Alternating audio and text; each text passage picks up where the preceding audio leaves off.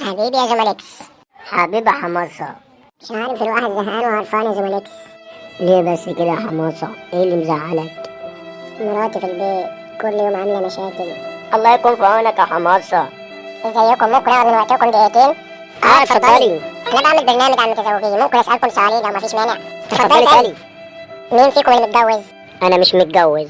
انا اللي متجوز. اسمك ايه؟ اللي اسمها حماصة. ومراتك اسمها ايه؟ نورهان. طب ممكن توصف لنا مراتك في كلمتين؟ هم وغم. ياه للدرجة دي؟ واكتر من كده؟ مراتك زعلتك قبل كده؟ على طول مزعلاني. يا نهار ابيض. واكتر من كده لما تحس انك محبط بتقعد تتكلم معاها تشكيلها؟ بطلت ليه؟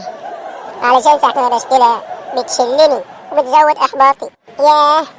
واكتر من كده، انت حاسس يا حماصة اللي فيه تشابه بين افكارك وافكار مراتك ولا فيها ريحة الشبه؟ ياه. واكتر من كده. طيب انت شايف مراتك ست بيت شاطرة؟ دي مش ست بيت. امال ايه؟ دي 6 اشهر. انت فاكر اول مرة قابلت فيها مراتك يا حماصة؟ حاول توصف لنا شعورك ايه؟ نورهان.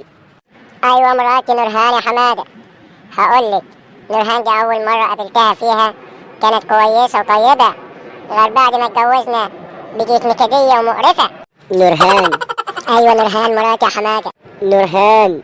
ايه يا حمادة، انت اول مرة تعرف نورهان، عمالة تقولي نورهان نورهان.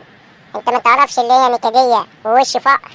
مراتك نورهان وراك. يا ما انا بره كده ليه يا حالة السودة؟ انا يما انا نكدية وفقرية يا حماصة. طب خد يا حالة السودة انا يما.